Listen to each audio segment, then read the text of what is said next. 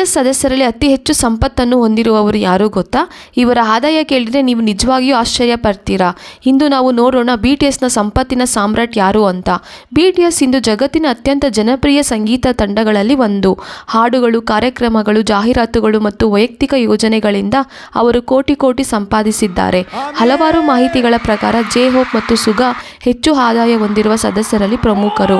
ಯಾಕಂದರೆ ಅವರು ಹಾಡುಗಳನ್ನು ರಚಿಸುವುದು ಮತ್ತು ಸಂಗೀತ ನಿರ್ಮಾಣದಲ್ಲಿಯೂ ಕೆಲಸ ಮಾಡುತ್ತಾರೆ. ಜಂಗ್ಕುಕ್ ತನ್ನ ವೈಯಕ್ತಿಕ ಹಾಡುಗಳಿಂದ ದೊಡ್ಡ ಜನಪ್ರಿಯತೆ ಪಡೆದಿದ್ದಾರೆ. ವಿ ತನ್ನ ಫ್ಯಾಷನ್ ಮತ್ತು ವೈಶಿಷ್ಟ್ಯ ಶೈಲಿಯಿಂದ ಜಗತ್ತಿನ ಗಮನ ಸೆಳೆದಿದ್ದಾರೆ.